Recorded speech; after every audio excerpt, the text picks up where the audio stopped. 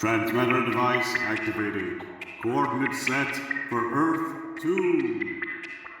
Season's greetings, everyone, and welcome to the Earth 2 podcast, your weekly exploration of the DC Comics multiverse and the legacy of their Golden Age characters through the Silver and the Bronze Ages of comics. I'm Peter Watson. And I'm David Steele. Welcome back. Thank you for joining us. We've reached the end of 2024, so it's time for our 2024 Earth 2 podcast review of the year. Yay! Isn't that right, Peter? It most certainly is. What kind of year has it been? Let's find out. Yes, well, personally, I've had a very good year. Oh, good. I'm glad to hear it. It's very, very fulfilling. Lots of good stuff happened and got photographs with lots of pop stars that I like and stuff. Cool. And went to Paris once and went to London once and There we are. had all sorts of adventures in my main job, and I obviously started another job. Started another job. Where's that? Yes, it's well, it's alongside yourself in Forbidden Planet and Socky on Hey! Street in Glasgow.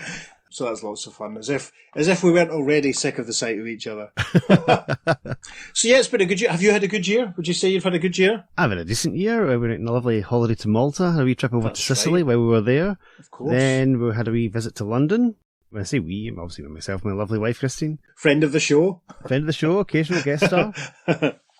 And took in a few shows while in London. The excellent Back to the Future musical. Yes, I saw that, yeah. Doctor Strangelove with Steve Coogan, which was phenomenal. Did I know that I don't think we've talked about that at all. Oh, I think I mentioned it to you. I don't think we certainly haven't had a conversation about it. We'll have to make sure we go for lunch at the same time tomorrow so we can talk about it. There we are. And a couple other shows as well. And also went to London Film and Comic Con, where I met the new Doctor, Ncuti Gatwa, and Millie Gibson, and Natalie Dormer, and your favourite Michael Sheen. They were all there. It was great. NB, Michael Sheen is not my favourite. I don't understand this at all, listeners. It's fine. Seriously. You don't have to. You don't have to understand it. He just rubs me up the wrong way. Show me on the chart where Michael Sheen rubbed you up the wrong way. There. Okay. It's off the charts. Oh, right. It's Okay. off the charts. chart. Anyway. Oh, okay. Yeah. Okay. Anyway, go and watch Midnight in Paris for a start. Anyway, I know he's just acting, but no, he's. This is not the Michael Sheen podcast. So, the Earth 2 podcast 2024. The one episode that was released in 2023 that we haven't yet discussed, of course, was our second Hogmanay episode involving a superhero going to Scotland. A story that actually predates the story where Batman inherits a Scottish castle, the Lord of Batmanor, that we did the previous year. And for once, Batman is actually copying Green Arrow, because in this story, Green Arrow inherits a Scottish castle. Amazing. What story? It's Sir Oliver Queen of Dorney Castle.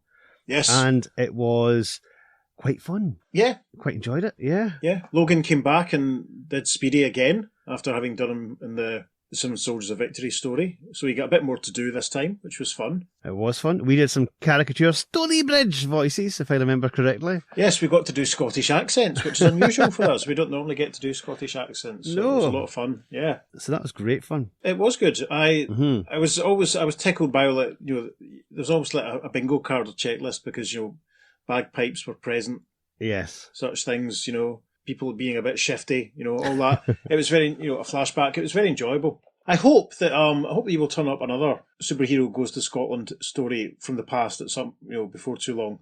I have a few that are contending, I'll be honest. Excellent. Yes. Excellent. Good. Now, we recorded that, I think, early December, last year. Something like that, yeah. Then, listeners, as long-time listeners will know, disaster hits. Yes. I was hit with a nasty flu bug that gave me huge coughing seizures, which in turn gave me laryngitis. Yes, the regular release schedule got off to a flying stop. It was a flying stop. Yeah, I think I actually said that in the first episode that I posted. Yeah, so we had a slightly longer than usual break at New Year, and then we had to have a couple of weeks of omnibus repeats, which were actually one of which was actually quite handy, I think. I think they both were, actually, because we had... The first one we did was representing The Final Fate of the Spectre, where I edited the last appearance of the Spectre that we'd had in the show into an omnibus format, because it was originally 2 episodes. Yeah. Because obviously the Spectre's run in Adventure Comics was coming up, and we thought, this is a good reminder, let's see how this ties in with his run in Adventure Comics. And lo and behold, it didn't at all. It didn't, yeah. That was the representation of JLA's 82 and 83, co-starring our good pal Gavin. Hi, Gavin, if you're listening. Yes. Gavin, of course, made a valuable contribution to our Christmas episode this year. Mm-hmm. We'll talk on that further when we get there. Yeah, it was interesting listening to that one again. Good mix of characters, good mix of heroes. I love the cover to issue 83. It's one of my favourite covers of all time, despite the fact it doesn't really apply to anything that happens really inside. A bit of a Defenders 39. And you did that great hybrid 82 and 83 crossover picture for the episode Oh, image. so I did. Great. That's right. That's right. That was funny. Yeah. Gosh. So yeah, and then we had another omnibus episode after that. We did indeed. The previous summer, of course, we did our first full-on audio adaptation, really. Full cast, full SFX, full everything, with the JLA 100 to 102 story that featured the return of the Seven Soldiers of Victory. And yeah, put this into one massive omnibus episode and tried to cut out as much of our waffle in between to try and make it flow as well as possible. Yeah, it was great. It was like having a little audio movie to sort of stick on whilst doing tasks, etc. It was great fun. And certainly any time it pops up in someone's socials, I say, well, if you want to hear what the story was like, I send them a link to it, so it's quite good. Yes. Yeah, and the 2 weeks of omnibus repeats, in the style of Doctor Who in the mid-70s, I suppose, they got reasonable sort of listens. Yeah, definitely. I think a few folk enjoyed revisiting, and I think definitely as far as the Spectre goes, it was definitely a good idea to do it, because it had been a long time since he'd been very true. He'd been very seen true. before he returned in Adventure Comics. It was definitely a good idea to do it. And the Seven Soldiers of Victory story is just so popular. Everyone raves about that storyline to this very day. I actually saw someone post on Facebook about it, so yeah, that was great. Outstanding. So there we are. Then, while I was unable to speak for 7 weeks, genuinely, listeners, I can't tell you, I was stressing out of my effing nut. I really was. I thought, oh my God, is that it? Are we done? Are we not going to be able to do the podcast ever again? Eventually my voice came back like this, and I could talk like that. But if I could force it, I could talk like that, briefly. For some reason, I could do the lower cadence, but if I tried to talk in a normal voice, it was like this. Peter had a little sign that he had at work, listeners, which said, "I'm not being rude, I have laryngitis," and would point at it when anyone asked him a question. It's quite amusing. Very true. But fortunately, lots of people have worked with us in the past and have guested with us in the past, and we're quite happy to come on and fill my boots, so to speak. Yes, absolutely. First one, of course, was Logan coming back to play Speedy, because on the back of the Return of the Seven Soldiers of Victory story, of course, Robin Hood appeared in that. That's right. And had uncovered a story where Green Arrow met Robin Hood's Revenge. That's right. Logan had a day that day, because I think he'd had to drive to Dundee with his sister because she was getting a new car. So he had to drive to Dundee with his dad and his sister and then come back, blah, blah, blah, and then come over to mine to record 2 emergency fill-in episodes. And he did brilliantly. Yes. I don't know if you'll listen to this one, but Logan, thank you so much. You saved us. You saved our bacon. We would love to get you back to, he's recorded obviously a few contributions this year, but we want to get you back for a full episode, but we need to try and find a story before too long. That'd be good. When all of our schedules sort of coincide and the 3 of us can be in the room and record together, and I've still got your copy of the script lying over there for the intro, so that'll Fantastic. Be there. But yeah, that was an interesting story. I really enjoyed it. The really interesting thing about it was time travel was sort of chemically induced. Yes, Speedy sees the time travel pills and says, "Oh, I want some of that," and instantly swallows them. Yes. The secret origin of Speedy's drug addiction was right in that story. All the clues were there.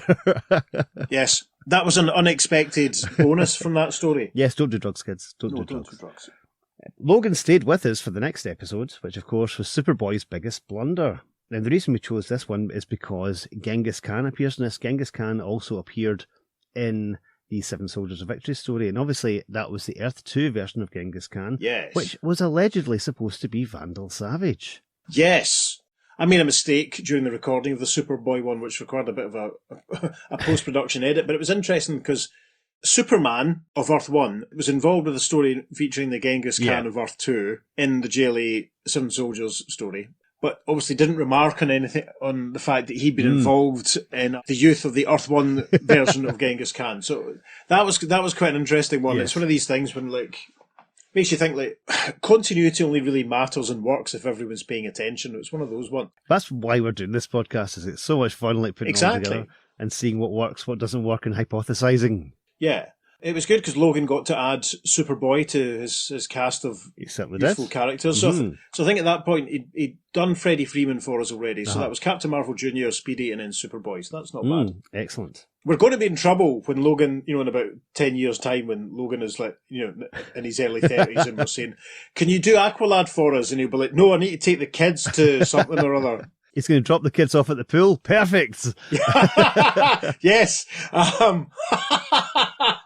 Can you come and I'll be back. I'll be there in 5 minutes. He'll say, "No, Logan. Again, God bless you, wee man. Like, we really, really appreciate your help. We'd hope to get him involved in another episode that we did this year that didn't happen, but we'll mention that when we get to it." So, yeah the Genghis Khan story was really interesting. Young Clark on sort of the horns of a dilemma. But then, because he didn't realise that the young person was Genghis Khan until he got back. Yeah, so that was quite interesting. A good story talking about Superman's morality. I think it was. I think he did the right thing. Yeah, or could he have influenced the young Khan to be more? Who knows? Who knows? We will never know. Yeah, you never know until we write our own DC comic. In a parallel universe, he did. This is true. I mean, obviously, it makes you wonder. Like, was there an equivalent story in Earth 2 where the Earth 2 Superman or another hero was maybe sent back in time? Maybe. Who can say? Maybe Speedy popped another pill. Who knows? Gosh.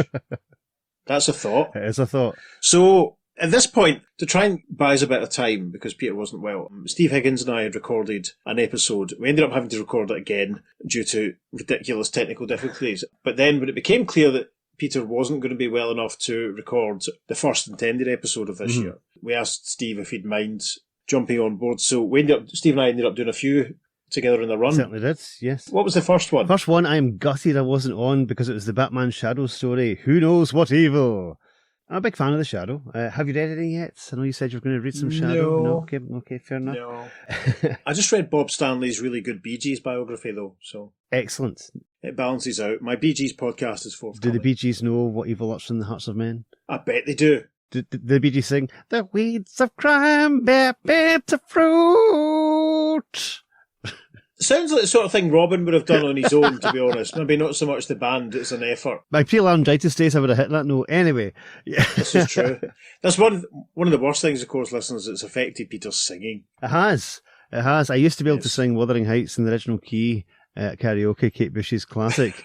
And alas, it's not happening yet. I'm still working on it. Right. I'm still trying bits in the car, but I'm not yet ready for a public performance as yet. Yes, we'll keep the listeners posted. Stay tuned. Yes, keep watching the skies. Anything could happen in the next half hour. But yeah, so that was the introduction of the Shadow into what was potentially the main DC universe. Yeah. And mentioned as an inspiration for Batman. Yeah, it was, I kind of think, maybe obvious that the Shadow had been an influence on Batman's creation, back in the day, but it was nice to sort of see it being made sort of more implicit. It was an interesting story. Again, it featured Batman outside of Gotham running about in a desert for some of it, which seems to happen in almost every Batman story that we do.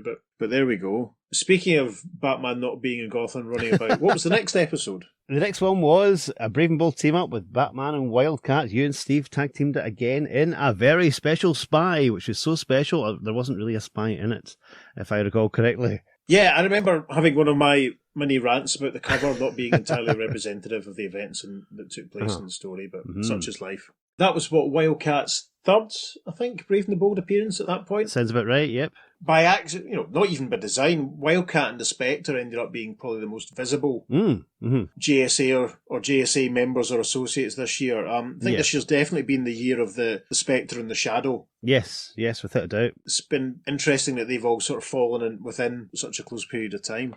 So yes, what was after Brave and the Bold 110? Well, funny you should mention the Spectre because he's up next. It's his Adventure Comics debut in The Wrath of the Spectre. Of course. Again, you and Steve tag teaming this one. Yeah. Do you have any thoughts on the first Spectre run of the Adventure Comics era? Well, it's very gory, which is fine. It's great, but it's very different. There is, as we said before, there is no mention at all of the previous incarnation of the Spectre or how this Spectre exists or what Earth we are on. Yep. And that's something yourself and Steve tried to unravel as you went along. I think I was on at least one or two of them, but it was mostly yourself and Steve who did the Adventure Comics run. Yeah, you and I did one Spectre episode together. The sort of thing that we sort of found was that it seemed it didn't seem concerned at all with telling us if it was on Earth 1 or Earth 2 or whatever. We speculated it might even have been set in the Marvel universe because there was someone reading a copy of the Daily Bugle in one issue. Yes. And they had a Swamp Thing poster on their wall. And of course, there's the recurring character of Earl Crawford, crusading reporter, who Jim Corrigan makes a joke about him looking like Clark Kent, which, when they first meet, which blows it way out the water. Also referring to the fact that he knows Clark Kent's Superman,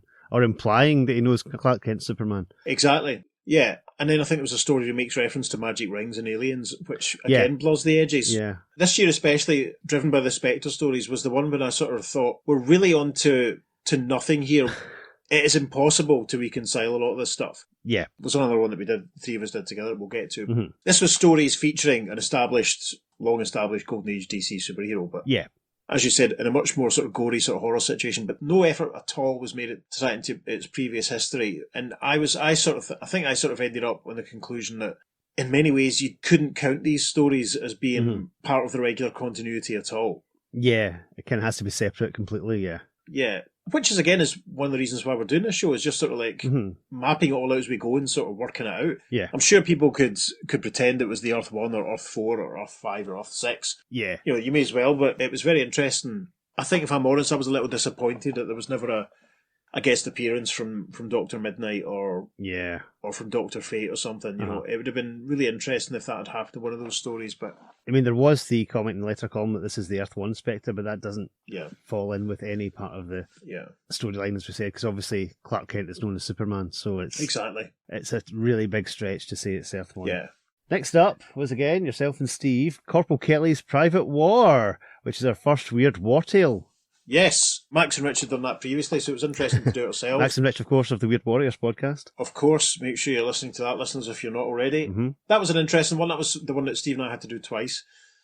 Technical reasons and all that, how tiresome. Mm-hmm. Yeah, that was fun because I got our pal Kelly, who had previously voiced Black Canary for us, to record an uncredited cameo. So that was quite amusing. Since it was Corporal Kelly's Private War, had to be. Exactly, she had to be in it. But it was interesting. It was one of those ones was like, we probably didn't have to do it, but it was a character getting transported to another dimension, and it gave us an excuse to do a Weird War Tales story. Yeah. I really enjoyed doing it. It was interesting because Max and Rich's reaction to it was very different from Steve and I. Uh-huh. They were quite dismissive of it as it was all just a dream story. It was all a dream. But I think Steve and I kind of received it a bit more, as in we were kind of on Corporal Kelly's side and believed him that he had gone there. It was interesting that he was frustrated at all he was doing in the war was manning this radio station. Yeah. But then he went to another dimension and actually helped. Mm-hmm. Mm-hmm. And it was all culminating in a can of beans being exploded mid-air. Comedy gold. Yeah, it was almost worth doing for that alone. Yeah. After that, it was our first episode of March, and I was back. Yes. It took me until March to actually come back to the podcast. That's insane. And that was a double header. That was The Anguish of the Spectre and The Swami and the Spectre. Yes. We did 2 stories there, both from the Spectre's Adventure Comics run. Yeah. We sort of worked out that because most of the Spectre stories weren't full comic line stories, that we could do 2 of them at once, and that would kind of save us a bit of time as we go on. In the podcast, we're going to do a bit more of that. A lot of the Superman family, Lois and Clark, Mr. and Mrs. Superman stories, we'll be doing quite a few of them in one go, for example. No, it was good to have you back. I think people were pleased to see you and hear you and all. Those ones are quite interesting. The Swami story was quite good. I liked when he sort of was turned to glass in front of his audience. And that was quite good. Brutal. And I believe you did your Tom Baker voice, I think. I probably did. Oh, no, I think it's Christopher Lee. I think you're trying to do for the Swami, if I recall correctly. That makes sense. Yes. That's the sort of thing I think I would do. Mm-hmm. Next up, of course, was... Yes. Neither of us were expecting this. No. It was the first issue of The Sandman. And we both thought this is a bit fluff. We'll do this one first issue and then, we'll maybe cover the rest of the series in one episode. Yeah. Listeners, this series is phenomenal. Yes. It's so much fun from panel to panel, page to page. It's just frenetic, full-on, unadulterated, fun adventure. Action, it's superb. It really is. We could tell while we're recording this one that we sort of realised halfway through, right, we're going to have to do them all. Mm-hmm. There's no way we can just do issue 1. Like a lot of 70s Kirby stuff, it was really out there and really quite random. Some brilliant imagery, some brilliant, really scary ideas. Yeah, we loved it. So that involved a little bit of reworking of the schedule for the rest of the year and indeed the start of next year, which is fine. Mm-hmm. But we both really enjoyed this one. It led me to read the hardback collection of OMAC for the first time, which I loved. I'd had that sitting on the shelf for years, and so off the back of the Sandman, I was like, I need some more 70s Kirby. I know I'll read OMAC. And of course, me being me, I then collected a full set of the individual 8 issues. Uh-huh. And I then started reading the hardcover collection of The Demon. I've kind of stalled on that. I need to get back into it. But I did enjoy the stuff I was reading of that as well. So Good. I remember, I think I might have said at the time that I attempted to read Eternals a few years ago, not got very far with it, but I think I'd probably be on its wavelength a bit more now. So that's another one that I might try and read again. But it was the one where I finally got into the mindset where I could get on the wavelength of 70s Kirby. Uh-huh. And obviously we enjoy doing the voices of Brute and Glob, and we enjoy trying not to let ourselves be too influenced by our foreknowledge of what happens with these characters in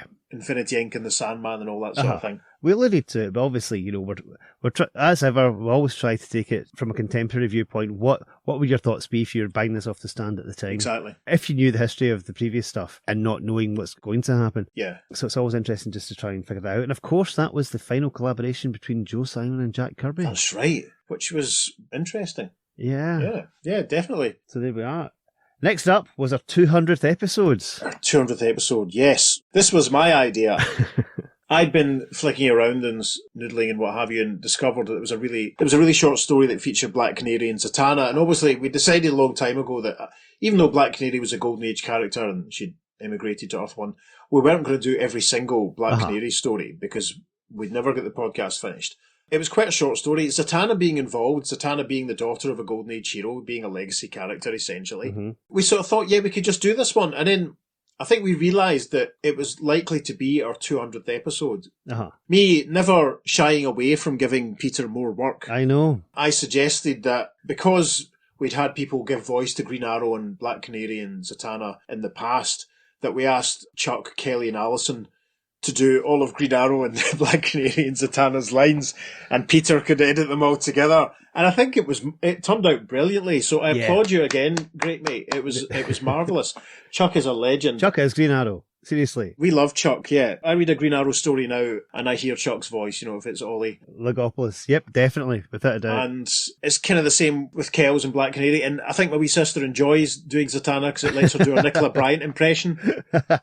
So it turned out really, really well. I think everyone was happy to be involved. Mm-hmm. Kay lives in Paris. I visited her in February this year. Took advantage of that to be in the room and record her lines with her. Kelly, of course, does her own podcast about life as a foreigner in France. It's called, hope I can get this right, is it Presque Parisienne? So we have shared links to that. We regularly share it on our Instagram story. So make sure you check that out. It's very interesting. And of course, Chuck does his own podcast about Green Arrow. Yes. The Boxing Glove Arrow podcast. And Chuck, you need to get more episodes out. We're dying to hear more. Please do, Chuck. I'm sure that if you asked her nicely, I'm sure if you wanted to do a Black Canary episode, Kelly would be more than happy to join in, if that's an incentive. No, Chuck did a couple of episodes and they were fantastic. Mm-hmm. His affinity for the character is obvious, so it would be great to hear some more. Listeners, go and check out the ones that are available and let Chuck know if you enjoy them. Absolutely.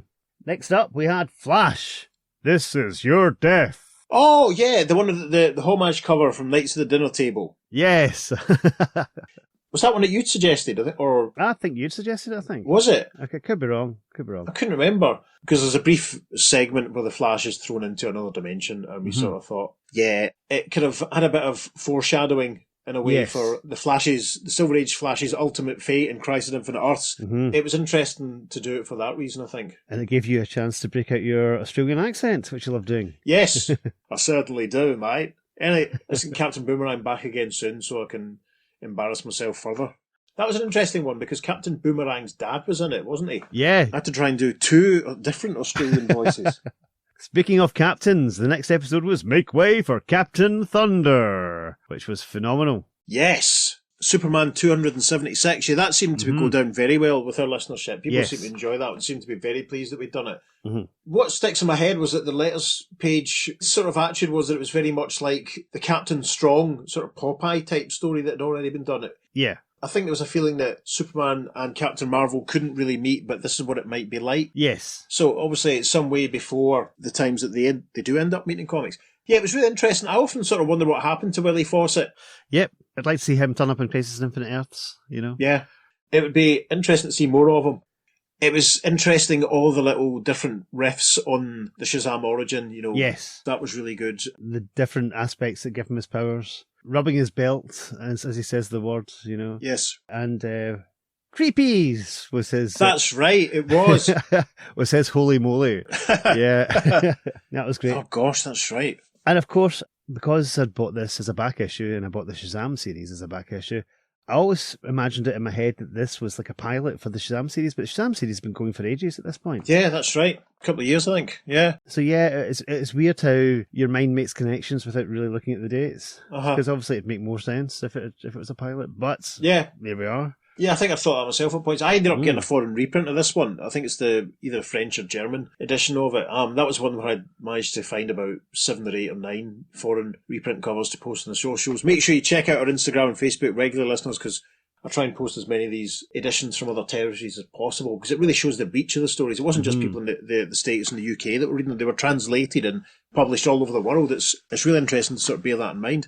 What was after Superman 276? We're back to the Flash with The Day I Saved the Life of the Flash. Oh, that's the Carrie Bates one, also which was featured in issue 14 of Rotor Blitz. Yes, indeed. So Carrie Bates from the as yet unnamed Earth Prime is driving to, I think it's a college reunion, I think it is, and he's plotting as he's driving. He's thinking so hard. He goes through a mist and he ends up in Central City on Earth 1. He certainly does. And he does indeed meet the Flash, who's having problems with the Trickster. And I can't tell you the number of times I read this story when I was younger. Seriously, I read it over and over and over again. It was phenomenal and blew my mind. And I'm so glad we managed to do this story. Yeah. I actually listened to an interview with Carrie Bates so I could try and copy his voice a bit. Brilliant. Not very successfully, I must admit, but yeah, that was great fun. No, seriously, I love that story. And if you've not read that story, folks, you should definitely check it out. If not, check out the episode because it is so much fun and it adds so much to the whole multiverse. It's superb. It's great. It really does. And its sequel in the pages of JLA will be amongst the first stories that we cover in 2025. So yes, make sure you refresh your memory on it before we get to that one. We're back to you and Steve with the Spectre again for the next episode. It's the Nightmare Dummies and the Spectre. Oh, yeah. That was a good one. Mm-hmm. Real proper horror stuff. It reminded me of some of maybe the 13th Floor stories in Scream. Or yes, very much so. The Collector stories in The Eagle, British comics of Peter Nye's youth. Mm-hmm. Yeah, I really enjoyed that one, especially, when the sort of old guy who's been making the dummies sort of gets turned into a dummy himself and then just basically thrown in a bonfire at the end. It was just like, whoa. I remember some really, really creepy standout panels from that. They really stick in your head. I should say that although I wasn't on these episodes, I've edited all of them together, so I'm very familiar with the stories, and I've read them all as well. Yes. So I don't think I've been lazy and just skipped all these. But yeah, it was a really good story, and again, it was really creepy and out there. Definitely one of the more horrible ones. Mm. Yeah, I liked that one a lot. I like the horrible ones, I do. The cover was really good with the sort of, kind of reminiscent of the Autons from Doctor Who, Yes, yes. Because I think, did Steve and I speculate about if whether or not anyone had watched Spearhead from Space or something? Yeah. I think there was some interesting timings involved, yes. Yeah. Well, Steve was back the following week then, wasn't he? As were loads of people, because we were doing the next JLA JSA crossover, which is only one issue. Yes. It was The Creature in the Velvet Cage. Yes. Which was basically the Sandman backstory featuring Sandy, the Golden Boy, as a big sand monster. Yep, so that added Sandy the Golden Boy to Logan's CV, as it were. A few people came back. By sheer fluke, when we asked Max and Rich to do Elongated Man and a Sandman, just basically, I think, based on number of lines that they had in the Seven Soldiers of Victory story, to make sure they had a prominent sort of role, those characters ended up being in the Freedom Fighter story in JLA 107 and 108, and then both of them were involved in JLA 113, so... And Rich got to do he got to carry all of the dramatic scenes really in this one, didn't he? Rich brought it. He was fantastic. He was. I mean, the final scenes especially. Yeah. All the dramatic, emotional stuff. Rich was giving it gusto. It was fun. You'd almost think that him and Logan had been in the same room. That's true, yeah. As, in the final scenes. Brandon Peters came back and did Superman for us for the first time. He did indeed, yep. I think he shared it on Facebook saying... Dean Cain can no longer be your least favourite Superman. Something like that. That was quite good. Ross Aitken came back as the Flash. Yes, that was, and I remember very clearly the hilarity as Ross and I attempted to record all his lines that night. It was very, very funny. The line that we've talked about it a few times since, the Flash of the line when he says, "So much for that idea," and that slayed us when we recorded it for some reason. That was great. Just check out Ross's Stop Let's Team Up podcast because it is excellent. He covers a lot of stuff and we're both big fans of it. So yeah, check that out. Yes, and I've been lucky enough to pop up on quite a few episodes of his Opal City Confidential strand this year, and we're going to try and record a few more very soon. Mm-hmm. So who else? Steve did Batman in that one. We got the irredeemable Shag to voice our man. We did indeed, yes. Which I'm astonished that I let anyone voice our man. But shows how much we... Shag, of course, has just started his JSA in the 90s podcast. So if you're not listening to that, listeners, check it out, because that's stuff that Pete and I obviously won't be doing because that falls way outside our remit. Yeah. I think he's up to issue 3 of the 90s JSA, open inverted commas, ongoing, close inverted commas. So check that one out. Other people as well, I'm sure, but I think we've missed out. But was Gavin there as Green Lantern again, as Hal Jordan? Yeah, I think he was, yeah. Yeah, he would have been, yeah. We don't really do much prep for this, folks. No, because as if we'd have time to re-listen to every single episode. Can you imagine? Can you imagine it right now?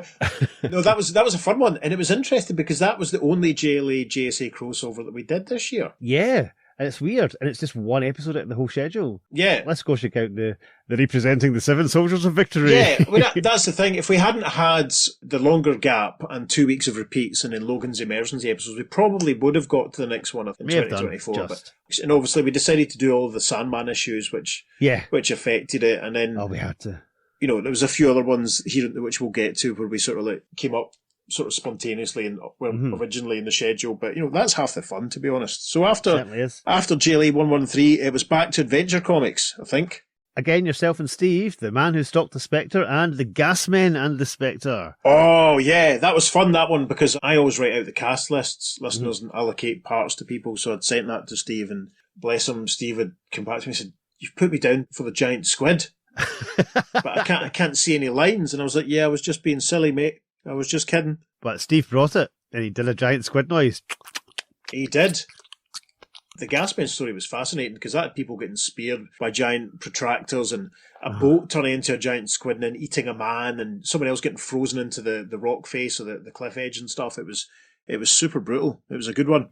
Speaking of good ones, the Ragdoll runs wild next in the pages of The Flash. That's right. That was the Flash, well, both Flashes, coming up against the Ragdoll and, of course, the secret villain, the Thinker, who's behind it all. Yes. But he was revealed in the splash page, which is really annoying. It really was, yes. It would have been a great page turn. Yeah, exactly, yeah. Also, the Thinker back with his colander on his head as opposed to his like battle suit look that he had in the Atom. That's true. The previous appearance. Yeah, which meant I got to attempt my Peter Capaldi impression again as well, because Peter Capaldi played him in the Suicide Squad. Yeah, that was a fun one. I think that was only Barry and Jay story that we did this year. It may have been. I think it was. There is another one due, again, very, very soon, listeners. I have some writing to do for that one, some preparation. So after that, it was Supergirl issue 10. Death of a Prez. Gosh, now this is probably safe to say this is one of our joint favourites of the year. Yeah, without a doubt. Mm-hmm. It was a really interesting one to read and to discuss. We'd hoped that Logan would have been able to voice Prez for us. I still give him a hard time about this, but none of us were mutually not busy at the same time to that's true. To record it. Unfortunately, it was a pity. I think if Logan had been able to do his Prez lines, it probably would have ended up being my favourite. Because Prez was appearing in a Supergirl story, and because Supergirl was the cousin of the Superman of Earth-1, did this mean that Prez was on Earth-1? And Prez was the actual president of the USA on Earth-1. Yeah, but we decided that wasn't the case because there have been quite a few stories that featured the real president and such. Sure. I had a great time with it on the socials that week. I dug out loads of POTUS covers and found a few foreign editions and some original art and such like. But even better than that, there was a more recent Prez series a few years ago, and you'd better tell everyone. A few years back, I used to run the Forbidden Planet International podcast, and as part of that, I'd interviewed the more recent Prez writer, Mark Russell, and just covered a lot of his work to date at the time that was recorded. So I reached out to Mark and said, I'm doing a different podcast now. Do you fancy doing a voice for us? And he did the voice of the newsreader who reports on Prez's activities. Yes. It's only a couple of lines, minimal effort. And I had no idea that was happening until I listened. It was great. I was just like, what? He found out as he started listening to the episode, because he always listens to the episode. Of course I do. Every Thursday morning. And it was like, I'm Peter Watson, and it's, I'm Mark Russell. I'm David Steele. And you went, what? I was just like, ah! It was great, because I knew that Peter was going to use the old interview with him, but I didn't realise he'd reached out to him. And of course, Mark is now writing X Factor, for God's sake. I know, another favourite of ours, yes. The writer of X Factor voiced the TV newsreader in our podcast. There we are. As the two Ronnies might say. Yeah, that was a great episode. It was really interesting, sort of trying to work out its place in the multiverse, and then talking about how the character was used in Vertigo and appeared in an issue of The Sandman alongside Wildcat. Of all characters. So that was a fun one. That was a really good one. One of these days we might do a special edition edit where Logan does do the lines. Maybe the next time one of us isn't well, we'll get Logan to record the Prez lines. What?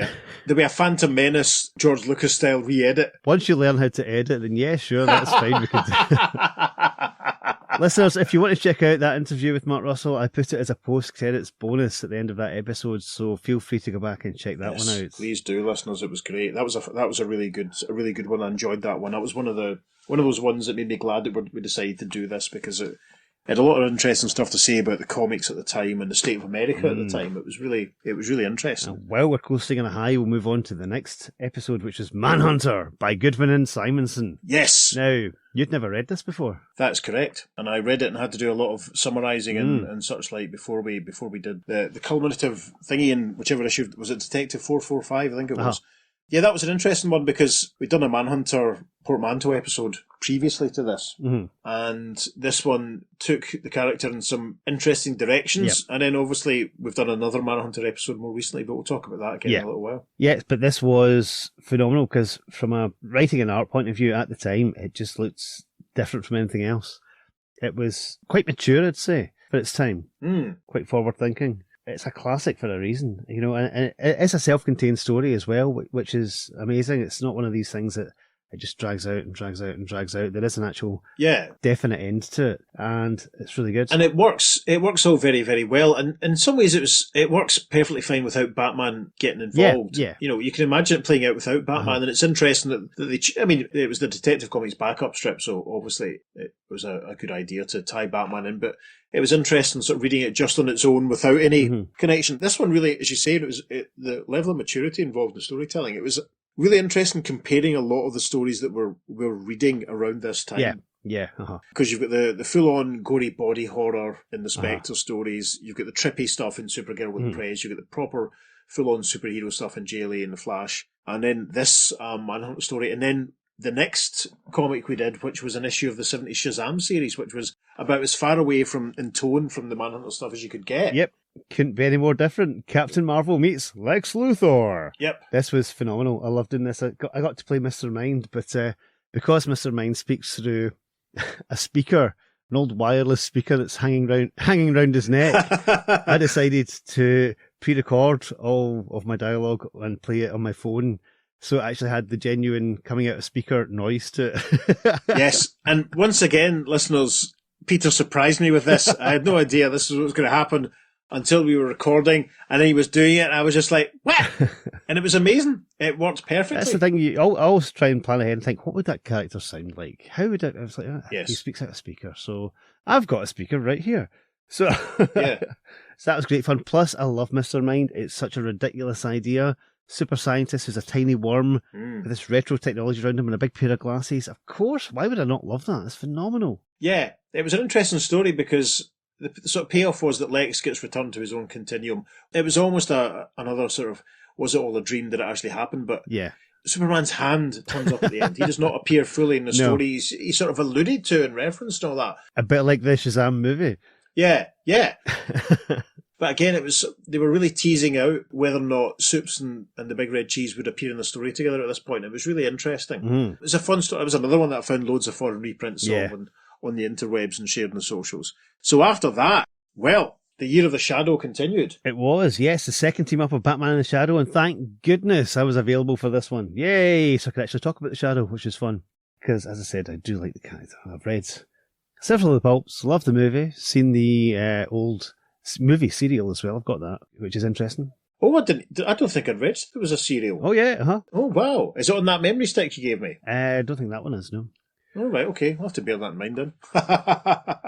I'll look behind the curtain there, listeners. I've listened to a lot of the radio show, and to be honest, all the different formats of The Shadow are fairly different. Right. And of course, I have read the ATLASComics series. Yes. And I survived. Night of the Shadow was great fun. It was, again, kind of looking back at Batman's origin almost. Yeah, that's right. And the inspiration for him. So yeah, this is the one where the Shadow kind of offers Batman a gun, and Batman's like, no, I don't need it, it's fine, if I remember rightly. Yeah, that was an interesting one because Bruce Wayne encounters the Shadow as a little boy, so again, that was them sort of retconning, I suppose, that the Shadow was an influence on Bruce as a young man. That was an interesting one. It felt like a proper Batman story. They weren't running about in the desert and no airplanes tipped over and no one dived into a rock pool or hid behind a stone or ran away on a horse. So it was quite good from that point of view.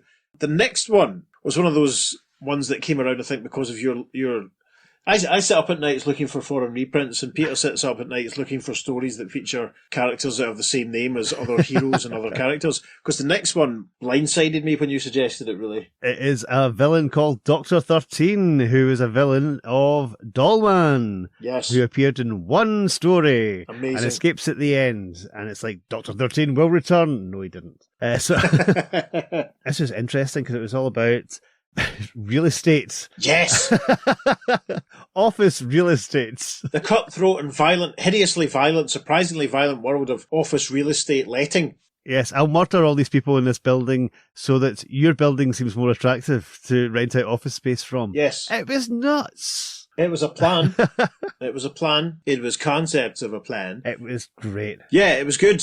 And the reason we did that, of course, because the next episode was we did the backup story from issue 34 of Phantom Stranger, which featured the other Dr. 13. Dr. Terrence 13. And the reason we chose this story is because it mentions other superheroes. It mentions is it the Flash or is it Superman as well? They mentioned the Flash as a sort of comic book character. So again, this made us sort of go, right then. What earth is Dr. 13 appearing on, given that he co-stars with the Phantom Stranger who has turned up and met members of the Justice League? So we speculated that if this had been the same Earth that the Justice League was on, they would have referred to the Flash as that superhero, not that comic book character. So again, it kind of let us speculate that maybe this was another continuum with its own Dr. 13, because there is a story upcoming in the future that involves Dr. 13 and the Spectre and Earl Crawford that you and me and Steve will hopefully get together and do. Fingers crossed. I'm not sure many people would have known about this story, that there was a Dr. 13 story that mentioned the Flash. I think most people would have just, because of his involvement with the Phantom Stranger and the Phantom Stranger being pals of the Justice League, you just sort of thought, yeah, Dr. 13's off one. What is he? Or how many Dr. 13s are there? Is this the Dr. 13 that's in the same continuity as the Adventure Comics Spectre? Stay tuned. We'll have to wait and see. I must very quickly, though, say that I'd said during the episode, it was an issue that I'd bought tail end of 92 and 93. It's the one about Phantom Stranger and the young man and the massive, I always call it the Two-Face robot towering over them, and I sort of commented that there was nothing like this in the story, but Martin Gray pointed out on Twitter that there is a sort of cyborgy type, half robot type thing person sat behind a desk, so it wasn't an entire misrepresentation. True, but that scene didn't take place. Yeah, it was a bit of a Defenders 39. There we are. So, hi Martin, if you're listening. Hi Martin, if you're listening. Martin will get another mention. So what was after that? Grasp of the Killer Cult. Brave and Bold team up with Batman and the Spectre. Of course. Brave and Bold 116. Yeah, that was an interesting one. That was the one with the murders happening in Gotham, and it was all ritual killings, and it was the god Kali, wasn't it? Who was behind it all? Yeah, something like that. And was that the one that finished with them all going into court to be sentenced? Yes. That was good because that was one that Steve and Peter and I did together. That was fun. It's good when we're able to do that, when we're all able to be around at the same time. It'd be good if we can do some more of them before too long. It was obviously done to promote the Spectre series in Adventure Comics. And I suppose it's, if you take Brave and the Bold as featuring the Earth 1 contemporary Batman, that's the one that's maybe your strongest argument to say that the Spectre, who was appearing in the 70s, was on Earth 1. But as we obviously discussed at the time, it's difficult to kind of tie all that in. Yeah, because none of the events of that Brave and Bold issue really tie into the Adventure Comics series. Yeah. So it could be a separate entity completely. So yeah, I think it probably is. Yeah. We're back with the Spectre next. Yes. And back with Steve again. It was yourself and Steve doing the Human Bombs and the Spectre and the Museum of Fear and the Spectre. Yes, Museum of Fear. That was an interesting one. That had some really, really bad dialogue and exposition and captions and stuff. Human Bombs. I don't remember the Human Bombs too. Oh, wait a minute, I do, yeah, because Gwen, she's almost a human bomb or something, isn't she? I think that's the story that mentions magic rings, I think, which obviously alludes to Green Lantern. Could do. I was able to show off on the socials my low-key obsession with the stories being reprinted in other territories. I'd managed to get a hold of some original pasted up mounted pages for the preparation for the stories being reprinted in France. Scroll back on the Instagram and the Facebook and you'll see them, listeners. You'll see how some panels were sort of cut up and chopped and extra bits drawn in to reformat them for the French publication.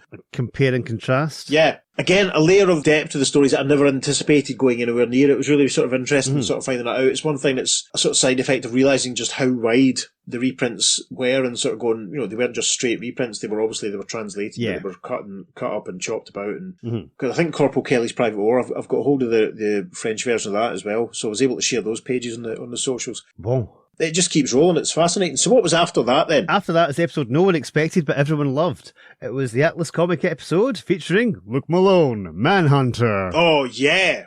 That was a good one. Yeah. Long in the preparation and long in the planning. Definitely one of my favourites this year. The reason we talked about it, listeners, was basically just because Atlas Comics had a few characters. Atlas being the short-lived publishing house created by Martin Goodman, formerly of Marvel Comics, had a few character names in common with prominent DC heroes. And one thing, actually, my research sort of stopped, essentially, at the turn of the century, because that was when the issue of Comic Book Artist that I got most of my info from was published. But we should mention that there was a brief attempt to revive Atlas Comics in 2011, a comic called, I think, Atlas United or Atlas Unified, featuring Phoenix, the Grim Ghost, and Wolf the Barbarian. Didn't get very far. I believe that there's been a lot of noise in recent years about movies being made of some of them. And we were actually surprised really soon after the episode that there was announcements of action figures being made of some of these characters. Migos, I believe. Which was bizarre. Yeah, fantastic. So, I don't know if they're out yet, but it's crazy. Yeah. Just shows you how well regarded these characters are and the longevity of them. I mean, that's fascinating. No kids are buying these. Obviously, this is for the older collector. Not at all. None of these will come out of their boxes. You and I were sort of like babes in arms when these stories were originally published, and we've both got quite extensive Atlas collections, but even then it's like, I certainly wouldn't plan to buy any of these figures. No. I'd be interested in buying, a decent hardback reprint series, even though I've got all the originals, but that's just me. But it was one thing actually about doing this was it made me read through a lot of the Atlas stories. In the episode, I list all of the creators who'd worked for DC that worked on Atlas, and it was quite extensive. It was really surprising how many people were actually involved. The story that we read in that episode was drawn by Mike Plug, who I chiefly knew as an artist on Man-Thing, but we did that one because it was another Manhunter, which was quite amusing. Oh, we can never have too many. The original sort of vague plan that we'd had for that one, listeners, was to do... We hadn't really decided to do Manhunter because in our sort of mutual sort of diggings around, I'd noticed there was a story in My Greatest Adventure and a story in Unexpected featuring characters called Tiger Men, and obviously one of the Atlas characters was called Tiger Man. And then Pete found a Captain Comet story. And what was the other one? Was that a Batman one? I can't remember. No, it was... Batman one, and then there's the World's Finest one. World's Finest, yeah. So that was another one that kind of flexed and fluxed in the planning, and it meant that Peter got to dress up for some publicity photos. Yes, I am wearing my tiger onesie right this moment. Listeners, I can confirm. There was a story with Robot Man. That was the other one that we did, wasn't it? Robot Man, Captain Comet. Robot Man, Captain Comet, yes, Yeah. I forgot about the Robot Man one, yeah. The World's Finest Team. We did 4 for that one, crikey, so we did. Yeah, I know. I am a glutton for punishment. Yeah, I know, and I'm sorry.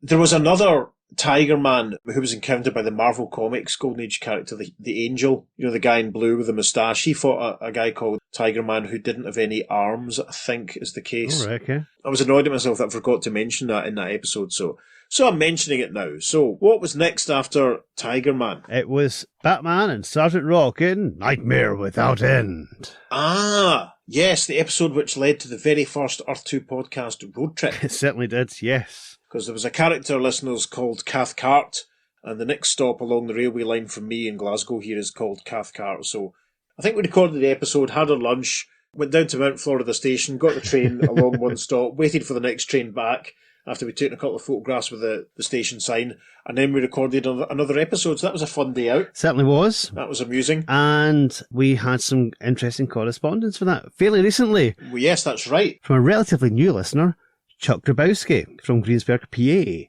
And he says, I'm finally only 6 months behind in your podcasts. This response is way behind, but after listening to your July 24th podcast, well, half of it, I was listening to it in a drive and I kept having to pause to try and make sense of what I heard. I had to mail you guys about it. I've been in the US Army and I know more than a bit about WW2 and have to give you an appraisal of your tagline for the episode so far. Rock may not have lost his mind, but I'm pretty sure Bob Haney had when he wrote this one. When the members of Easy Company ambushed and kidnapped Bats instead of just asking him for help, I knew we were in for a wild ride, but I had no idea. And I'm not even the whole way through, so I did not hear your post-issue analysis. But I am amazed this script passed muster. I'm guessing Bob Haney handed it to an editor expecting it to get handed back for corrections, but was told it was fine, as it was the deadline. So off we went. So many plot holes and unbelievable moments, so many leaps of logic and conclusion. If I took a drink every time I said, "You gotta be kidding me," I would be in the emergency room with alcohol poisoning. The crowning moment was Bats finding the smoking gun from almost 30 years ago. World's Greatest Detective I've not, I'm calling BS. And don't get me started on the eye-rolling explanation for Cathcart's fake execution. And finally, the reason for not telling Rock and the rest of Easy Company what was happening was thinner than my hairline. I would have accepted the explanation. We would never got around to it, or the paperwork authorization got lost. Much better. Anyway, as usual, you guys did a bang-up job on the episode, but I think you are way too kind in your criticisms of it. Keep up the good work. I should be up to the current episode by the end of the month at this rate and can email you about more current podcasts.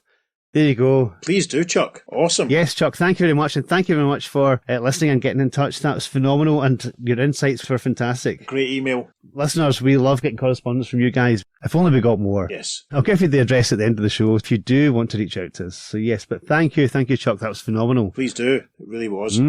After Brave and Bold 117, close on the heels of Tiger Man, it was yet another Earth 2 podcast portmanteau episode about characters with the same name as a superhero. Tarantulas! Yes. Fantastic. We did a story with the tarantula where someone dressed up in his uniform Yes. and was kind of another tarantula. We did the very early Golden Age Sandman story. Of course. Where he came up against the tarantula. So that was good, because that let us talk about the opening arc of Sandman Mystery Theatre. And of course, there was the Dr. Midnight tarantula. That's right. Who was a kind of a buff guy. With a tarantula on his jumper. Mm-hmm. Yeah, that was a fun story as well. That kind of went in some places that I didn't expect. Yeah. There will be more of these, listeners. Don't you fret. There will be more episodes where we cover... We've already done one about bees, I think, hadn't we? Wasps. And wasps. So, Wasps. yeah, it was wasps. We're about to do more episodes that feature characters that appeared more than once that are named after animals. Yeah, no doubt. Probably. We'll see what happens. Yeah, I do have several lined up. But yeah, that was a fun one to do. I was glad we got to do a Jonathan Law story well in advance of All-Star Squadron, and it was good to do the really early Wesley Dodds story because it was atmospheric as F. It was joyous. It certainly was. And all that, of course, was a prelude to our next episode, which was Target of the Tarantula, which is a different tarantula who appeared in Superman family. And it was a weird story because it was kind of like a reimagining of the Adam West Batman, but if he was grim and gritty. Yeah. Because as we were reading it, we kind of realised that this was basically DC's take on what ATLASComics were doing. Yeah. And commentary on it. It was really weird because this tarantula was quite unpleasant and killed people, but he was based on like a 60s TV show, and that's where the Adam West influence came from. Yeah. It was really interesting because there was not a ship that sank or something that had a name written on it. Yeah, there's a boat called the Atlas that got blown up. Yeah, and we thought, oh, right, hang on, what's this then? Mm-hmm. He had an AF costume in very much the style of a lot of the ATLASComics characters, yeah. Yeah, it kind of looked like a cross between the Destructor and, what's his name, Target Manstalker. Yes. Actually, this reminds me, I meant to say it at the time, but again, I forgot. A couple of years after this, issue 2 of Ms. Marvel featured not only the Scorpion, the famous Spider-Man villain, but another character called the Destructor. And what you were saying about thinking that Superman 276 had been a preamble to Shazam, I had in my head that this Ms. Marvel story had been a kind of Marvel's attempt at satire on the Atlas thing by bringing Scorpion and Destructor together. Sure. But then when I looked it up on Mike's in preparation for this, it was published a couple of years later, so it probably wasn't. It might have been someone having a pop. I'll need to check and see who wrote it. Interesting. Maybe I'll talk more on that in next year's end of the year show. Yeah. That was a side that we didn't anticipate of the Superman family Lois Lane story.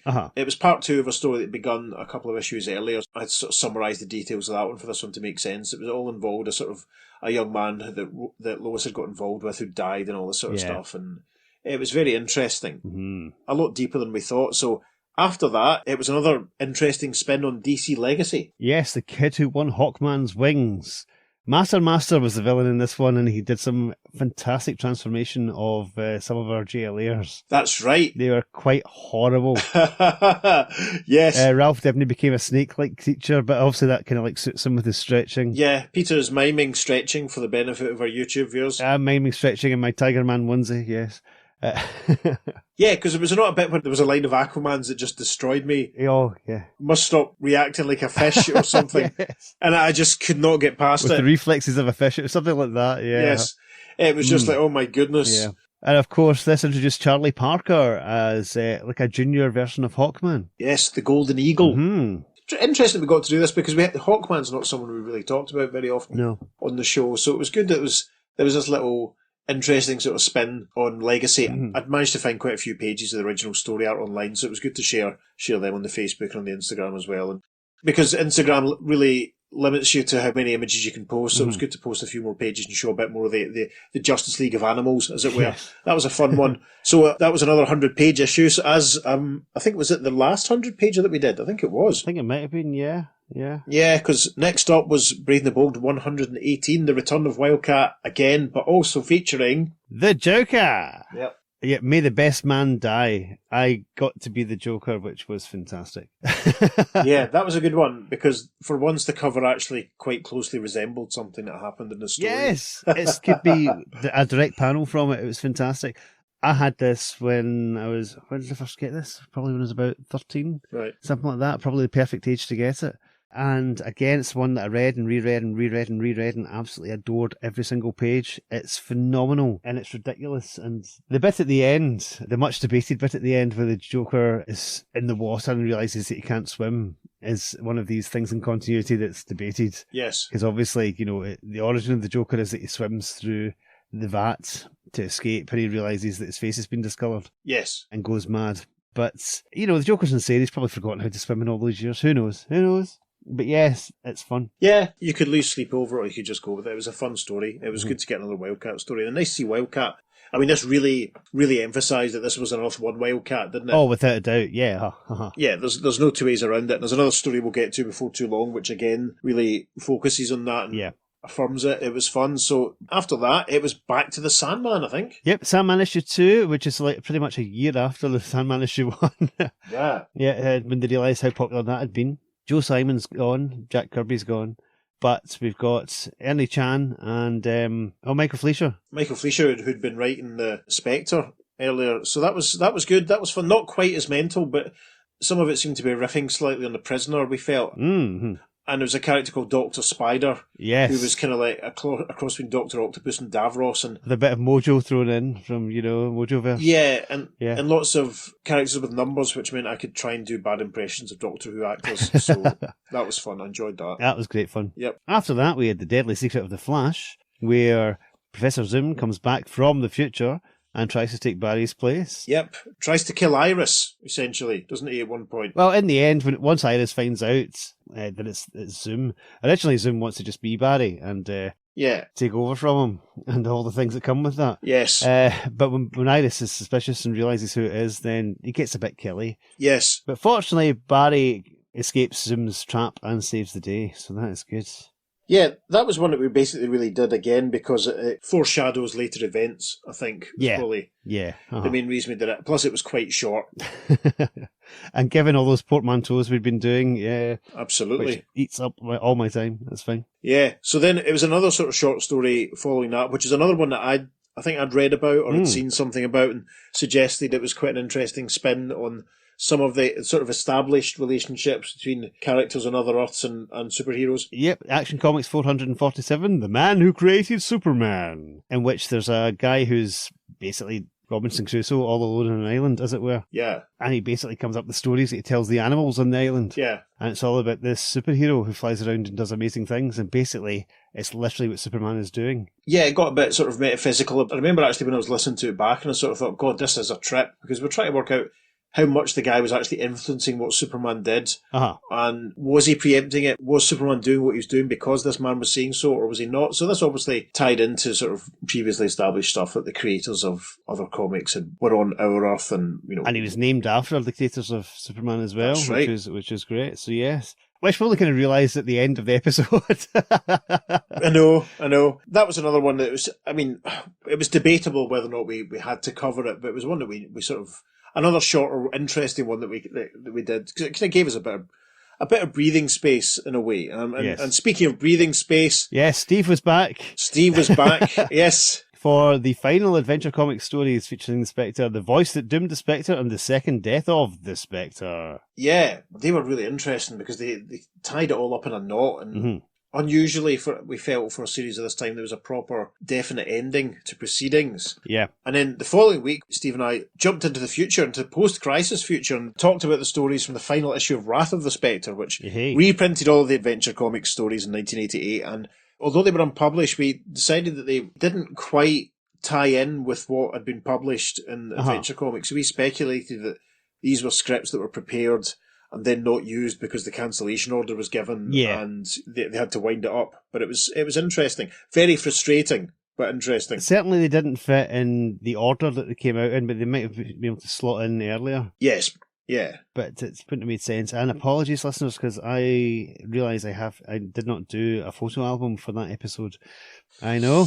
Tut. It just reminded me as I looked there. Have a look at the Instagram that week, listeners, because I'm sure I posted a few things. I think I posted... So Steve prepared some comparison pages between the recoloured Wrath of the Spectre and original stories, so that was quite an interesting diversion. That's good. You can always go back and check that. Yeah, and we didn't read the 3 stories from Wrath of the Spectre, I just sort of summarised them, but I think I posted some panels on the Instagram, so you can check them out. Peter was probably very busy that week. I was very busy because the next 3 episodes were our adaptation of the previously unpublished 7 Soldiers of Victory story from the Golden Age, The Land of Magic. Yes. And again, this is one of our full cast audio adaptations, and we got loads of people back for it. We did. And it was a pure riot, as they say. Yep. We got Brandon Peters back as Star Spangled Kid. Steve came back as Stripesy. Chuck voiced the Golden Age Green Arrow. Was that for the first time? Yeah, because he did him slightly differently. He did him a bit straighter as opposed to his grumpy anti-establishment GA. Logan did Speedy again, obviously. Yep. Ranger Gord was, of course, Vigilante. Of course. Who else? Max and Rich, the Weird Warriors, played the 2 gnome leaders in the weirdest war of all. Yes. Which is great. The Awesome Comics guys came back. Dan from Awesome Comics came back as the Shining Knight. Of course he did. And nailed it. Yep. Dan had the biggest part in the whole thing because he had to play Shining Knight and the Shining Knight's evil double. Yes, that's right. Which was phenomenal, and he nailed both parts brilliantly. Well done, Dan. Thank you again. Yes. And, of course, Vince and Tony from Awesome Comics came back. Vince as Father Time, and Tony as Surlin, the magician, the evil magician. He was great. Brandon Peters was kind enough to get Aaron Neworth involved. Aaron voiced the comedy lion in that story. Ross and Shag voiced the 2 kings in the Crimson Avenger chapter. We were the Crimson Avenger and Wing, must mention that, yeah. We were.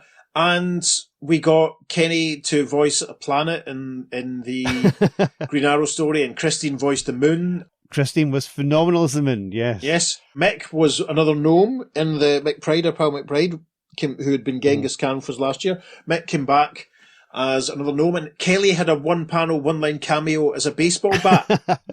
Yeah. I'm not sure if she's actually listened to that whole story or not yet. I was just like, do you mind being this baseball bat without any context? And she was like, okay. It was an all-star cast, and everyone nailed it, and it was great fun to put together. And of course, that was when Martin Gray made his Earth 2 podcast debut. He did indeed. He was John Showman, who basically introduced the whole thing and was there at the very end. Yeah. So that was good. Speaking of being there at the very end, when John Showman's being heckled by people in the audience, the people in the audience that are heckling him are comic artist Frank Whiteley and comic writer Al Ewing. Again, I didn't know this, listeners. So I was babysitting my friend's dog Harry when this episode dropped, and I was sort of out for my walk with Harry that morning and was just like, what? Al Ewing, of course, wrote a really good Defenders series a couple of years ago, so you should go and check that out. And Frank Whiteley's record speaks for itself. Yes, and Al's also doing Metamorpho upcoming in DC. That's so true. Definitely check that out. I had a chat to him about that, actually. Excellent. Not recorded, unfortunately, for the podcast, but yeah. Oh, that would have been good, because Metamorpho's going to turn up before too long again, isn't he? Yes, oh, well, not true. to worry. Maybe the next time you see him. Yeah. That'd be an idea. So, yes, again, thanks to, we should thank all our guests this year. I mean, everyone's been phenomenal. Obviously, Yes. with more to mention, but yeah, everyone's been phenomenal. And it's just great that these people are game for just joining in and having some fun. It really is. We really appreciate it. We don't take anyone for granted and stuff. We realise that everyone's very busy with got their own podcast, their own lives. So it's great that folk are able to join in. It's just Easter eggs for the comic fans. Yes. It really is. It's fun. And the fact that we got 3 comic professionals involved this year is insane. Big name comic professionals at that. I mean, that's Exactly. Eisner winning, Yeah, exactly. The Earth 2 podcast featuring Eisner Award winning. Yeah. Yeah. Mm-hmm. Yeah, it's been a lot of fun. Like, I'm not sure how many multi-voice extravaganzas there'll be next year. We're going to get a couple of people involved for the next JSA crossover, but we'll see. Mm. We have to be practical about it, I think. Yeah. But, I think so many people have done voices for us now that Pete and I could probably get away with just doing impressions of them at some point. Yeah. So that'd be fun. So yeah, after the Seven Soldiers. How could we follow that up? It's another Shadow story where he meets the Avenger. That was an amazing one, because the thing that really struck me on that was just the quality of the artwork was astonishing. Uh-huh. It was beautiful. Yeah. I said already, but the range of stories that we've covered this year from an art point of view is amazing. Mm-hmm. I was intrigued after reading it, not intrigued enough to actually do anything about it, but I was certainly intrigued enough to think, right, I do have to read some Shadow and Avenger and get some more context here.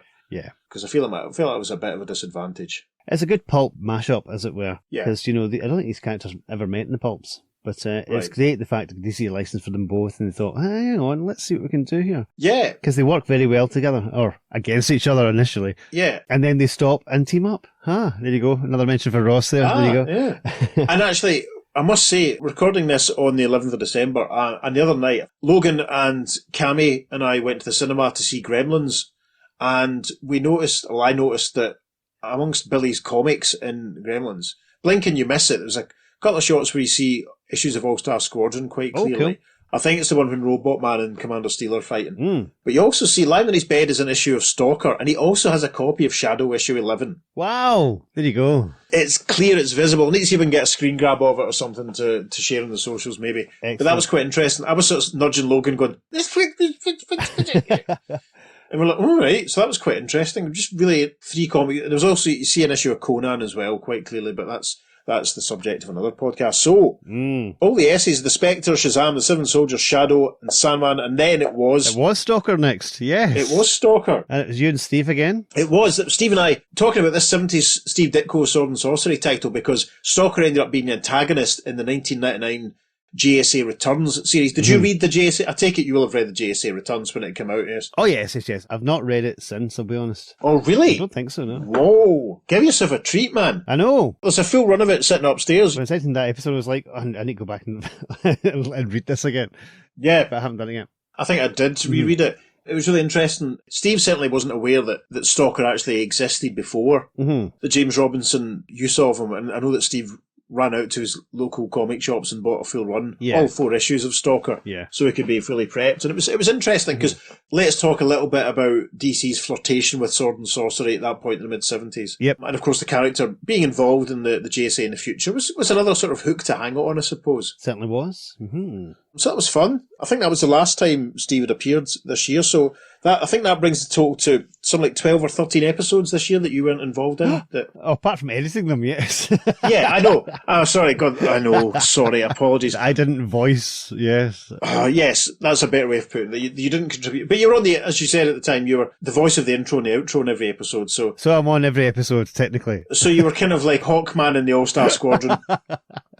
Superb. I like that comparison. I'm glad your voice came back. It was fun doing them with Steve, but it's our show, so I'm glad that your voice recovered. I'd have been gutted if your voice had never come back. I don't think the podcast could have kept going, quite frankly.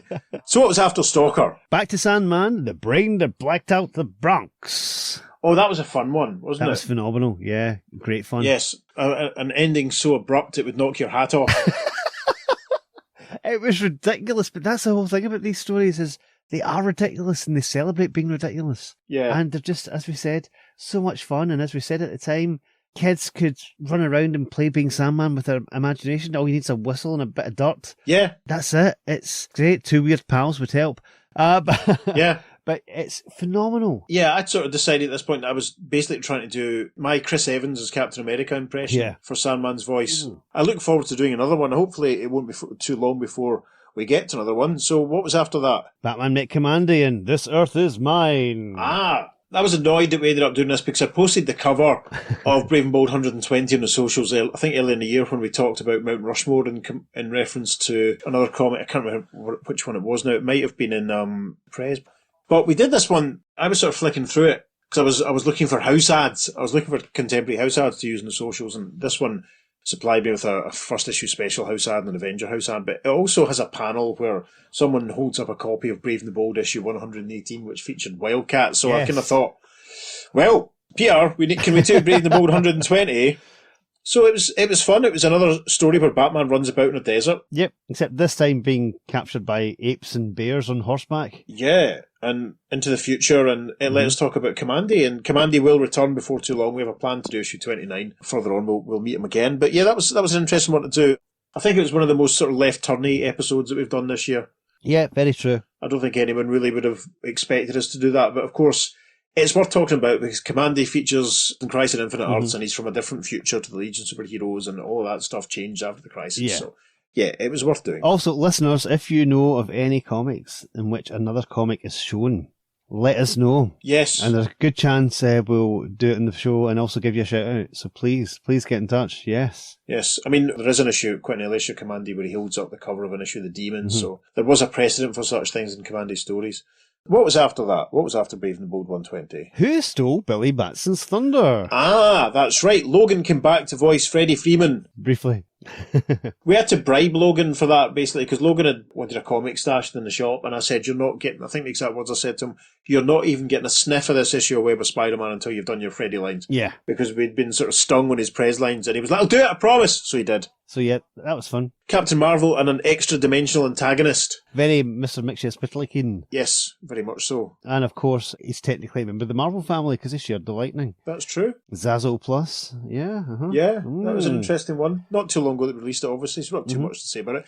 Right, and obviously after that, it was Road to First Issue Special. What do we have to add to that at this point? Well, we spoke about the origin of that episode on the episode. Yes. Where I came across an issue of Gangbusters at a Comic Mart. Yes. Which featured Lady Cop, a Golden Age version of Lady Cop. Yes. And it was phenomenal. In that episode, we also talked about the first 4 issues of First Issue Special, which obviously featured Atlas, the Green Team, Metamorpho, and Lady Cop. Now, for the Green Team, we're talking, they're boy millionaires, and we're talking about them. And we said to each other, what would you do if you had £1 million? What would you buy? What would you treat yourself? Yes. And I alluded to the fact that I would treat myself to a comic. Right. Have you suddenly come into £1 million without telling me? Well. You have? Good grief. I said I would treat myself to Wonder Woman issue 59, the very first multiverse story. What? Shut the front door. And right. I happened to look up on eBay. You know how when, they did remainder copies in the States and they'd cut off the title of the comic? Yes. And then you would claim the money back and then they'd sell off the actual issue cheap. Unbelievable. I have Wonder Woman issue 59 now, folks. This is me just seeing listeners. I was aware that Peter was expecting something from the States and he told me it had been delivered, but I didn't know what it was until now. I'm going to have to swear. I have got the first DC multiverse story in my hands. I'm just going to hold up to the camera for the benefit of YouTube viewers and David. Yeah. There is the first world by world there we are. Panel. I'll be putting this up on the socials. Unbelievable. It smells amazing. 1953. Well, when I see you tomorrow, you can tell me how much it cost you. I'll bring it in tomorrow so you can see it yourself. Okay. Yes, we're both on tomorrow. So yes, I kept that secret. I told you it's something to show you. Yes, that's amazing. And I didn't have to be a boy millionaire to get that because it was damaged. It was a lot cheaper than any version I'd seen. Well, this is true. I mean, on a subject to boy millionaires, I had a very, very, very good summer in my other job. So this is the year that I started buying myself some pages of original comic book art off of eBay. A few of which are technically, I suppose, off to podcast adjacent. I might post them on the socials when we get to our Crisis Hangover period. Yes. In the years to come. But that's the sort of rabbit hole I've kind of gone down, which is immensely satisfying. But that's phenomenal. It's like unbelievable. It was McGrail, I'll be honest. Cool. You know, you just don't see it. You certainly don't see it Yeah. this side of the pond because that was before the comics were distributed over in the UK. Of course. So That's amazing. they're very few and Bloody far hell. between. I know. I'm almost speechless, listeners. I'm almost speechless. Now you know why I was anxiously looking at my app, constantly saying, "Where is it now? Where is it now? Why is it in Illinois? Why is it in Illinois? Yes. Why is it going from Illinois to Illinois? Why? Why?" Glenford Heights, Illinois. Steve, if you're anywhere near the eBay processing centre, go and find it and take a photograph and we'll post it in the socials. Steve's visit to the American eBay postage hub. That'll be fun. Gosh, right, so after the Road to First Issue special, I'm still speechless. The most recent episode to be released as we record was First Issue Special Issue 5. And the hot burning question as a result of that episode is, Steve does not still have his Manhunter mask. No, shame. No. It was paper thin. Yeah, it kind of wasn't really even made of cardboard. He was telling us really just sort of strong paper, but it tore and he doesn't have it any longer. So that's a shame. That would have been nice to have a photograph of Steve peeking out from behind his Manhunter mask on the socials. But not to worry. That was an interesting one. I believe someone replied, commenting one of the tweets or commenting one of our social posts, sort of saying that they'd always understood that the elder Manhunter at the start was meant to be Paul Kirk, which is fascinating, especially when you consider that the Simonson and Archie Goodwin Manhunter was explicitly Paul Kirk. Yeah, a definite farewell to Paul Kirk. Yeah. It's interesting that someone read it and took it as that. And you can't, it's very easy to read it and take it as that. Yeah. It makes perfect sense. So it does suggest there was more than one Paul Kirk out there in the multiverse. Yes. I wish I could remember who it was. That correspondent that said as much. So that was another really enjoyable Jack Kirby 70s freakout. As I said at the time, the Manhunter Legacy absolutely fascinates me, and I'd love to do a proper deep dive into it on its own, like the Starman Legacy. And the Starman Legacy, obviously, James Robinson did a massive series on, but Manhunter, I think there's an awful lot you can dive into there, just with the whole concept. It's phenomenal. Yeah. I think, as we said in the recording of that episode, like, it's difficult to read it without bearing in mind everything that you've read since. I went back and read the issue of Secret Origins that ties all of the Manhunters together, and I was just like, it's written by Roy Thomas, and it's Roy doing what Roy does best, stroke what Roy does worst, which is retconning and trying to tie everything together. And for everything good, like saying that Thor the dog is a robot, there's something like the Grandmaster had an artificial moustache, which, Roy, I'm sorry, Roy, you have crossed the line. That was too much. Yeah. Oh, well. Speaking of too much and far out, our next episode was Swing with Scooter. Yes. A day in the life of Scooter, which meant you could bring out your Paul McCartney impersonation. It could. That came about because I'd seen on the socials someone had posted the panel near the end that featured Adam Strange and Batman and stuff, and I went, oh, we could do this and have a conversation about which Earth Scooter was on. So, yeah, why not? And as we speak, I'm about 11 hours away from listening to that episode, so... So there we go. Was it? I think you said it was one of the quickest edits you've ever had. Yeah, I managed to edit that down very, very quickly. I don't think it's our shortest episode, right? But it's certainly one of our shortest. Yeah, I think this year maybe the Superboy one and this one are probably tying. I think Superboy is maybe a bit shorter. I can't remember offhand. Yeah, they're probably ties our shortest ever episodes, and this one we're doing just now is one of our longest. Yeah. But not to worry. And of course, the final full episode of the year was our first Christmas special from Justice League of America 110. Yes. Yes, and it was great fun. Another full cast audio adaptation. Yep. Chuck and Kelly back as Green Arrow and Black Canary. Brandon back as Superman. Steve back as Batman. And we got Aaron Ewart again involved to play John Stewart for us. So Aaron, thank you so much. Yes, you absolutely nailed it. It was wonderful. Yeah. Again, I haven't heard it yet. Kelly hasn't read this story yet. All I did was send her the lines with some direction. Normally I would send her the panels and links to the stories. So I hope she'll be tuning in and seeing what she thinks. But that was a fun one to do. Probably the absolute last 100-page lead story that we'll do. Yeah. And, you know, it was nice to do a Christmas episode. It certainly was. For once. I don't know how many of those we'll end up having, because we like the idea of our heroes visiting Scotland and inheriting castles. We're going to try and milk that for as many years as we can. But of course. It's fun to do a Christmas one, and I look forward to listening to it next week. So there you go. That time of record, obviously. Yes. So that was 2024. It was indeed. Gosh. Wow. An interesting one, you know, as we said at the top. A delay in starting. We certainly didn't get as much done this year as we probably thought we would because of losing a couple of weeks at the start, and then deciding to do the Sandman and some of the portmanteaus kind of, not exactly through a spanner in the works, but certainly we had to squeeze a few more things into the spreadsheet. think there's been anything this year that we shouldn't have done. No. I'm glad that we got all of the Spectre and Shadow stuff so closely together. Yes, very of their time, very similar themes, and you can see comics were changing. So yeah, that was good. Yeah, it was quite a nice little snapshot of 1974, 1975. And there's some amazing stuff just around the corner. Some amazing stuff next year with All-Star Comics being revived and the Freedom Fighters book arriving and Secret Society of Supervillains and some more amazing JSA crossovers. Suit you, sir. We're going to change our approach next year, listeners. There'll be, maybe in the format of the Black Hawk episode we did a couple of years ago, there'll be a few more combination readings of summaries with little bits of acting and discussion, trying to do more storylines all in one. But whenever there are maybe 2-part stories or one and dones, we'll still try and do them as full reads. Yeah. We might try and get some other people involved here and there. We'll see what happens. But it'll be an interesting year next year, I think. It certainly shall. It's strange looking back in this year how little actual Earth 2 action there was. That's very true. Yeah. The JLE 113 and the Flash story were probably the only ones that were explicitly Earth 2. I mean, Wildcat popped up a couple of times and the Spectre turned up. The Spectre was certainly the most visible Golden Age hero, but but again, it's not really Earth 2. It wasn't Earth 2. So yeah, it's been and of course, I mean, the Seven Soldiers were most likely on Earth 2. But, But you're right. I was just thinking that as far as genuine Earth 2 action featuring the Golden Age superheroes, probably the least amount we've had. Yeah. Which is very interesting to bear in mind. But all that will change next year, definitely. Oh, gosh. Absolutely. Yeah. Everything you know is wrong. Right, before we go, listeners, there's a bit of correspondence I want to read from issue 7 of the sort of DC in-house fanzine magazine, Amazing World of DC Comics. This is cover dated July 1975, so it's a little bit ahead of where we are at the moment. But there's one letter I'd like to read because it sums up, at this point, quite a lot of the stuff that Peter and Steve and I have sort of talked about in the episodes this year. And it's quite a good state of the union, almost, for the way things are in DC Comics and the approach to continuity and such like. And it's from a chap called Richard Morrissey, whose letters we've read out many times on the podcast. And it goes like this. Dear Bob, although I think it's highly overrated by many fans, the Marvel Group is definitely superior to DC in at least one regard, the matter of mutual continuity.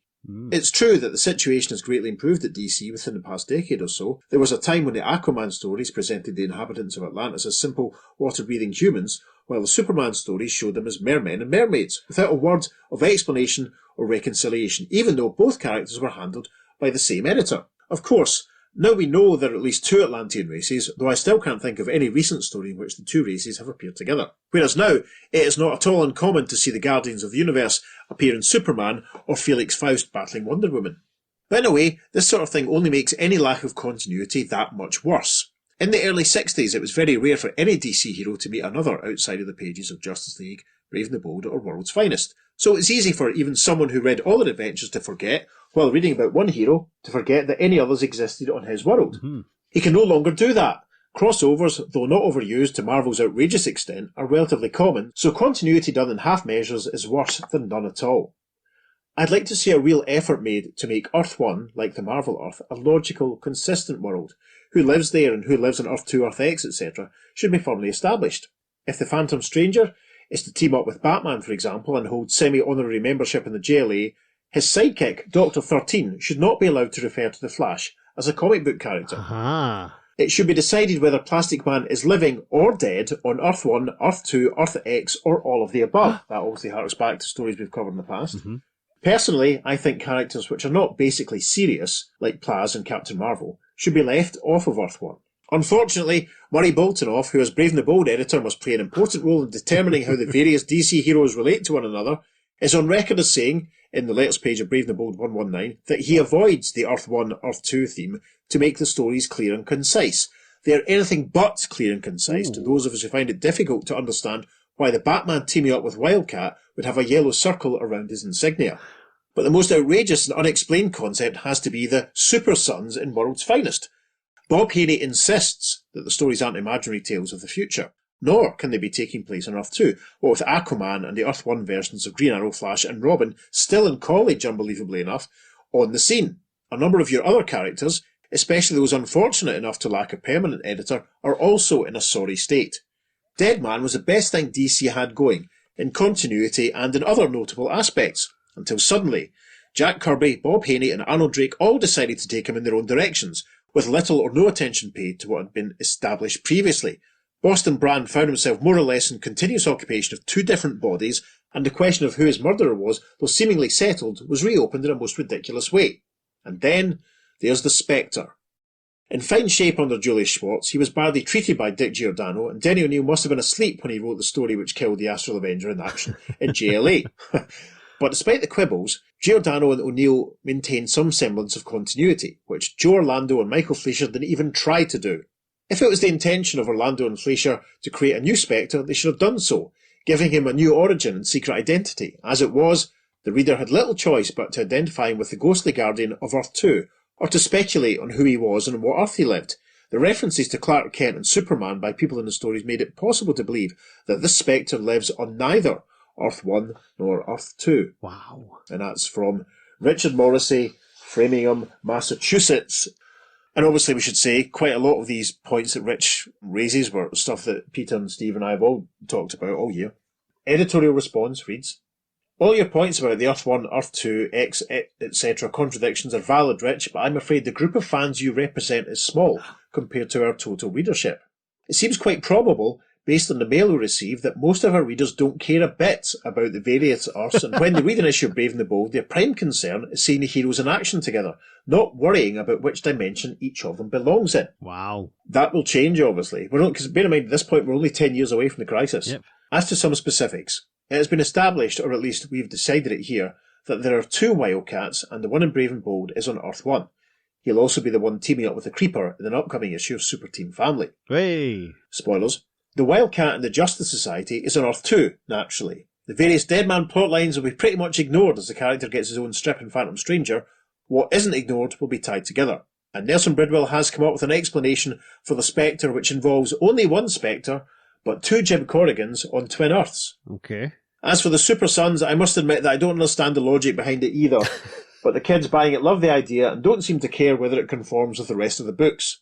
This is all to say that we would not ignore a chance to tie up the continuity. We just wouldn't dump a good story simply because it would be too hard to explain. And I'm guessing that's Bob Rozakis from the Initials BR. That's fascinating, isn't it? Wow, that's phenomenal. Things would change. Rich, we should get him on the show. Yes, Rich, if you're listening, if you're still with us, get in touch. Fascinating to think that the editorial response was basically, we don't care, we're just having fun. I like that, to be honest, yeah. It's the only response they could give at that time, because it's like, you got us. Yeah, you know? I mean, given what's going to happen in 5 or 6 years when You Know Who moves over from Marvel and starts writing at DC, Roy, the boy Thomas, is utterly preoccupied with tying all this sort of stuff together. Yeah. He is incapable of sort of ignoring all of this stuff for the sake of a good story. And that is one thing I'm very much looking forward to, is examining all of Roy's continuity patches. The good and the bad, yes. I reread the last few pages of, I think it's issue 222 of JLA yesterday. Mm-hmm. No, not yesterday, on Monday. And oh, good God. I really hope Kelly will join us for that story. And maybe she can explain it. I really hope a psychotherapist can join us for that story just to help you through it. Yes, but that lies in the future, of course. Indeed, yes. What an absolutely fascinating letter. I mean, that was phenomenal. Yes. If you want to write us a fascinating letter, you can email us at the F2podcast@gmail.com. Don't worry, it doesn't have to be as in-depth or as long as that one, but we'd love to hear from you. Make sure you also follow us in the socials, because David puts up some lovely bonus content for all our episodes, maybe not this one. I'll post a few photographs of behind the scenes and us in real life and some of our co-conspirators and such like. Candid shots. And as usual, I'll try and dip into my archive of foreign reprint covers that we've already covered, and I can clear some of them out over the next week or so. Good stuff. So if you want to check out that, on Facebook and Instagram, we're at the Earth2 Podcast, and on Twitter, because we're still calling it that, it's podcast_Earth2, and it is the number 2 for all of our socials. It pure is. Listeners, thank you for your support in 2024. Absolutely. We really do appreciate it. And hopefully you'll stick with us in 2025. On that bombshell, I've been Peter. And I've been David. We'll see you again soon on the Earth2 Podcast. Transmatter cube activated. Return coordinates set for Earth Prime.